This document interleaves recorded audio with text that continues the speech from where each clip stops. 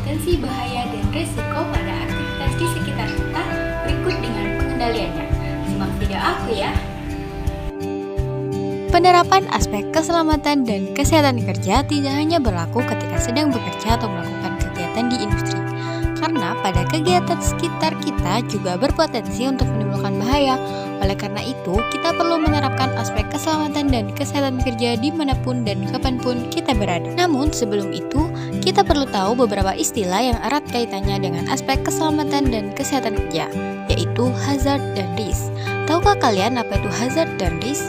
Menurut OHSAS 18001 tahun 2007, hazard merupakan semua sumber, situasi, ataupun aktivitas yang berpotensi menimbulkan cedera atau kecelakaan kerja dan atau penyakit akibat kerja. Atau, secara singkat, hazard dapat kita sebut dengan sumber potensi bahaya.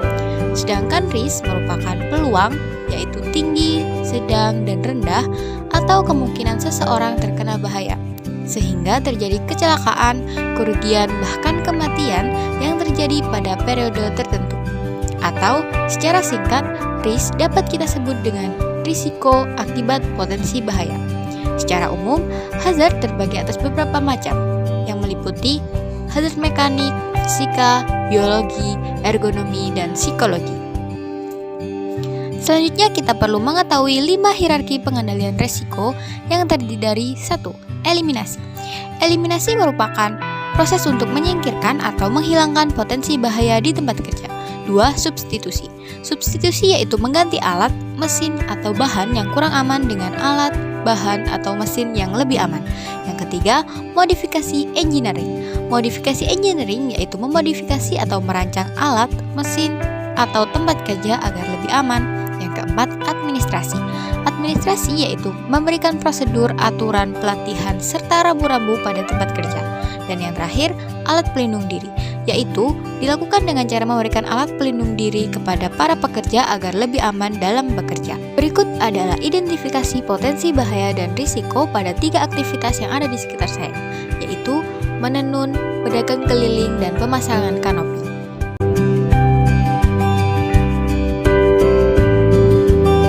Terdapat beberapa hazard pada aktivitas menenun. Yang pertama, hazard mekanik, berupa teropong kayu yang kedua ujungnya berbahan besi dan lancip. Hal tersebut dapat menimbulkan resiko berupa teropong kayu tersebut dapat melukai kaki pekerja apabila tidak berhati-hati dalam penggunaannya, yaitu dapat menyebabkan bengkak dan memar karena kedua ujungnya yang berbahan besi dan lancip. Adapun upaya pengendalian yang dapat dilakukan, yang pertama, eliminasi dengan cara menghilangkan teropong kayu. Namun, upaya pengendalian ini tidak dapat dilakukan karena teropong kayu merupakan komponen utama dan sangat penting. Yang kedua, substitusi dengan cara menggantikan teropong kayu dengan properti lain. Memang hal tersebut lebih aman, namun akan terasa berbeda. Oleh karena itu, pengendalian risiko pada tahap ini perlu untuk dipertimbangkan. Yang ketiga, modifikasi engineering dengan cara melakukan modifikasi pada teropong kayu dengan mengamplas kedua ujungnya agar lebih tumpul. Yang keempat, administrasi dengan cara mengikat teropong kayu dengan tali sepanjang sisi yang dapat dijangkau teropong kayu tersebut, serta memberikan edukasi kepada pekerja agar lebih berhati-hati dalam mengoperasikannya. Yang kelima, APD, yakni dengan cara pekerja dapat menggunakan alas kaki yang tertutup. Hazard mekanik yang kedua yakni berupa silet yang tajam. Hal tersebut dapat menimbulkan risiko berupa pekerja dapat tergores hingga menyebabkan pendarahan dan luka. Adapun upaya pengendalian yang dapat dilakukan, yang pertama, eliminasi dengan cara menghilangkan silet agar tidak digunakan oleh pekerja.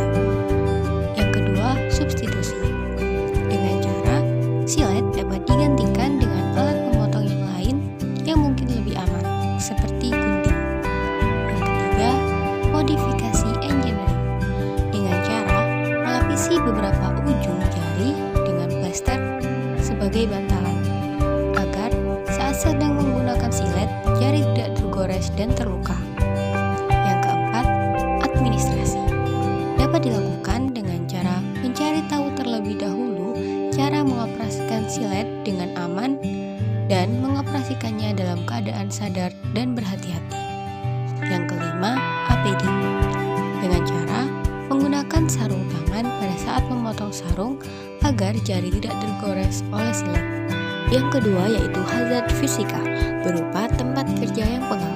Hal ini dapat menimbulkan risiko berupa apabila pekerja berada pada tempat tersebut dalam waktu yang lama, maka dapat menyebabkan kulit menjadi lembab sehingga berakibat pada iritasi kulit. Adapun upaya pengendalian yang dapat dilakukan, yang pertama eliminasi, yakni dengan cara menghilangkan tempat kerja yang pengap. Namun, hal ini tidak dapat dihilangkan karena hazard ini berasal secara alami. Yang kedua, substitusi, yakni dengan cara mengganti tempat kerja yang pengap. Namun, substitusi juga tidak dapat dilakukan karena hazard ini berasal secara alami. Yang ketiga, modifikasi engineering, dilakukan dengan cara membuat ventilasi di tempat kerja atau memberikan kipas angin agar sirkulasi udara lebih lancar. Yang keempat, administrasi, dapat dilakukan dengan cara memberikan himbauan kepada pekerja untuk melakukan modifikasi pada tempat kerja. Yang kelima, APD. Namun, pada hazard ini tidak ada APD khusus yang dapat digunakan oleh pekerja untuk melindungi diri dari rasa panas dan pengap. Yang ketiga yaitu hazard biologi, berupa terdapat banyak nyamuk pada tempat kerja. Hal tersebut dapat menimbulkan resiko berupa gigitan nyamuk tersebut apabila dibiarkan dapat menyebabkan rasa gatal dan bekas kemerahan pada kulit. Terlebih apabila yang menggigit adalah nyamuk Aedes aegypti, maka dapat menyebabkan demam berdarah. Adapun upaya pengendalian yang dapat dilakukan, yang pertama eliminasi. Dapat dilakukan dengan cara menghilangkan nyamuk dengan cara rutin membersihkan sekitar tempat kerja yang berpotensi sebagai tempat berkembang biaknya nyamuk. Atau dapat juga dengan rutin menyemprotkan cairan pembasmi nyamuk di sekitar tempat kerja saat sebelum dan sesudah bekerja. Yang kedua, substitusi. Pada hazard ini, upaya substitusi tidak dapat dilakukan karena sarang nyamuk merupakan hazard alami yang berada pada lingkungan kerja. Yang ketiga yakni modifikasi engineering. Dapat dilakukan dengan cara memasang mesin penyemprot nyamuk yang terdapat timer agar dapat menyemprotkannya secara otomatis. Yang keempat, administrasi. Dapat dilakukan dengan cara memberikan himbauan untuk menjaga kebersihan sekitar area kerja kepada pekerja. Yang kelima, APD. Dapat dilakukan dengan cara pekerja dapat menggunakan pakaian tertutup agar nyamuk tidak langsung menggigit ke kulit. Keempat yaitu hazard kimia, berupa partikel-partikel debu yang berasal dari benang. Hal ini dapat menimbulkan risiko berupa apabila partikel debu ini terhirup dan masuk ke paru-paru, maka dapat menyebabkan batuk, bersin, bahkan asma. Apabila partikel ini terpapar ke mata pekerja, maka akan menyebabkan kemerahan, perih, bahkan iritasi. Adapun upaya pengendalian yang dapat dilakukan, yang pertama eliminasi, yakni dilakukan dengan cara menghilangkan partikel debu pada benang. Namun, upaya ini tidak dapat dilakukan. Yang kedua, substitusi. Dapat dilakukan dengan cara mengganti bahan benang dengan kualitas yang lebih baik agar tidak menimbulkan banyak debu. Yang ketiga, modifikasi engineering. Dapat dilakukan dengan cara memodifikasi benang yang digunakan. Namun, upaya ini perlu untuk dipertimbangkan. Yang keempat, administrasi. Dapat dilakukan dengan cara memberikan himbauan kepada pekerja tentang bahaya menghirup debu dalam intensitas tinggi, memberikan anjuran kepada pekerja untuk rutin meneteskan obat sakit mata ke mata agar tidak iritasi. Yang kelima, APD. Dapat dilakukan dengan menggunakan masker yang menutupi bagian hidung dan mulut agar debu tidak terhirup dan menggunakan kacamata agar debu tidak masuk ke mata. Yang kelima yaitu hazard ergonomi, berupa kegiatan berulang pada tangan dan kaki.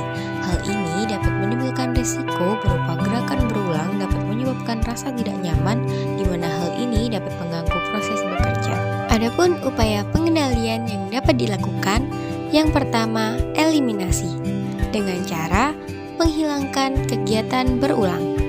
Namun, hal ini tidak dapat dilakukan karena kegiatan berulang merupakan aspek utama pada pekerjaan ini.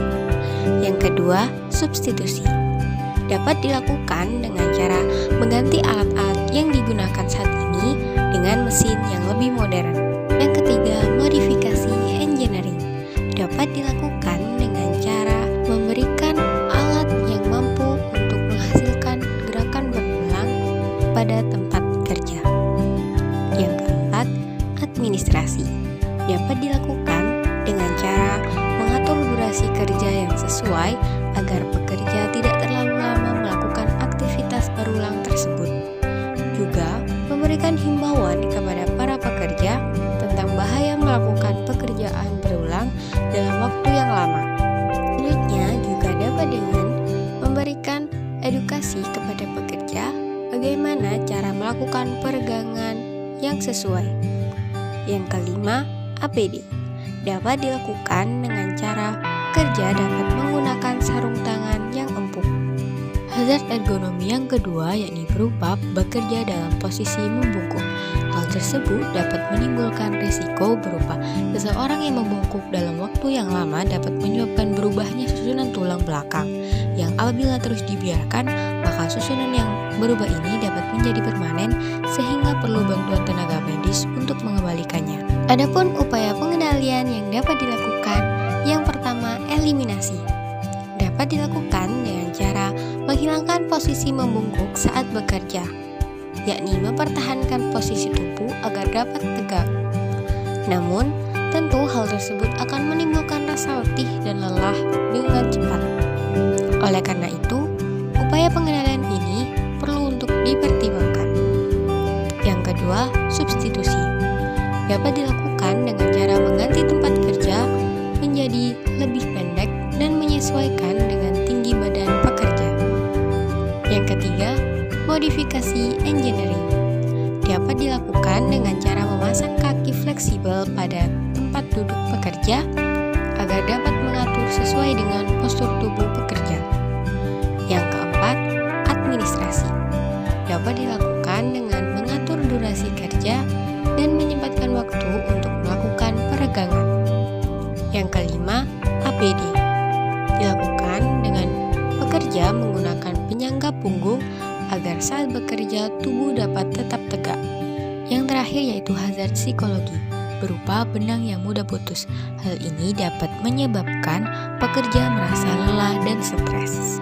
Adapun upaya pengendalian yang dapat dilakukan, yang pertama, eliminasi. Dapat dilakukan dengan menghilangkan hazard kerja, yakni benang yang putus. Yang kedua, substitusi. Dapat dilakukan dengan cara mengganti benang yang mudah putus dengan benang yang memiliki kualitas yang lebih baik. Yang ketiga, modifikasi engineering. Namun, pada hazard ini tidak ada modifikasi engineering yang cocok untuk diterapkan. Yang keempat, administrasi. Dapat dilakukan dengan cara pemilik usaha dapat lebih teliti dalam memilih benang yang akan diberikan kepada pekerja. Pekerja dapat melakukan komplain apabila kualitas benang yang diberikan kurang baik. Yang kelima, APD. Pada hazard ini, tidak ada APD yang dapat disarankan untuk digunakan oleh pekerja. Jadi, dapat disimpulkan bahwa hazard dan resiko dapat ditemukan pada setiap lokasi ataupun aktivitas, bahkan dari aktivitas yang kita anggap sepele sekalipun. Namun, tentunya setiap hazard dan resiko tersebut memiliki upaya pengendalian tersendiri yang dapat diterapkan. Hal ini bertujuan untuk mencegah terjadinya kejadian yang tidak diinginkan seperti kecelakaan kerja. Sebagai upaya untuk mencegah dan mengatasi hazard yang ada pada setiap aktivitas dan lokasi, oleh karena itu hendaklah menerapkan upaya pengendalian secara bertahap, mulai dari eliminasi, substitusi, modifikasi engineering, administrasi, dan APD. Pilih dan terapkan upaya pengendalian pengendalian yang paling sesuai dan efektif.